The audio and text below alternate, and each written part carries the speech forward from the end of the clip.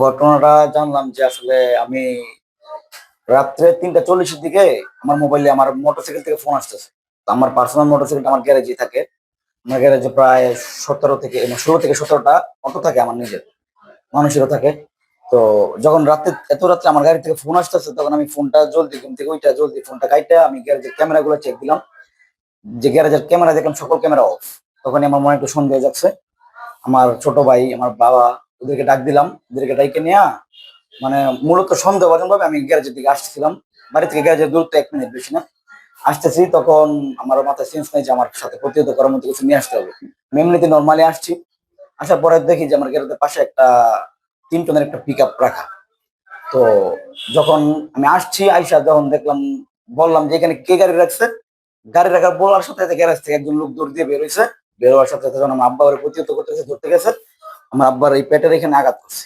আব্বা বর্তমানে অসুস্থ, ওনার প্রায় 17 থেকে 18টা সেলাই লাগছে। ছোট ভাইয়ের ওই বাম হাতে কবজিতে এখানে যখন করা হয়েছে, কোপানো হয়েছে। তারপরে যখন গ্যারেজে ঢুকলাম ক্ষয়ক্ষতির পরিমাণ দেখতে, দেখলাম যে আমার 17 থেকে 18টা এরকম গাড়ি, একটা গাড়িরও ব্যাটারি নেই, সবগুলো গাড়ির ব্যাটারি নিয়ে গেছে।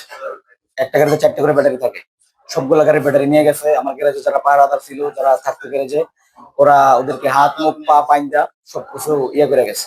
প্রতিটা গাড়িতে একটা করে চার্জার থাকে, সবগুলো চার্জার নিয়ে গেছে। এখন প্রায় আমি আনুমানিক ধারণা করতেছি যে আমার 8-9 লক্ষ টাকার মতো ক্ষতি হয়ে গেছে এখানে। আইনানুগ ব্যবস্থা নিয়েছি আমি। এখন আমার এলাকায় যা প্রতিনিধি ছিল, স্থানীয় ব্যক্তিবর্গ, আমার গার্জিয়ান, সবার সাথে যোগাযোগ করছি। সবার কাছে যোগাযোগ করে পরামর্শ করে আমি এখন থানায় যাচ্ছি। আমি এখন আইনের আশ্রয় নিব। হ্যাঁ, ডাকাতরা কিছু আলামত ফেলে গেছে। ডাকাতরা একটা বড় একটা চাকু, একটা মোবাইল ফেলে গেছে। তারপর রশি দিয়ে যে পাহারাটাকে বাঁধা হয়েছে, জুতা, এসব আলামত ওরা, ছুরি, এগুলো ফেলে গেছে। আমি প্রশাসনের সর্বোচ্চ দৃষ্টি আকর্ষণ করছি। আমার এই এটা প্রশাসন চেষ্টা করলে এটা খুব দ্রুত পারবে, কারণ এখানে ওরা মোবাইল রেখে গেছে। ওই সম্পূর্ণ ক্লু এখানে আছে, আমার সিসিটিভির কিছু ফুটেজও আছে এখানে। ওরা যদি চায়, প্রশাসন যদি চায়, ওরা সম্পূর্ণ পারবে, একদিনের ভিতরে পারবে এটা। আমি প্রশাসনের কাছে সর্বোচ্চ সহযোগিতা আশা করতেছি।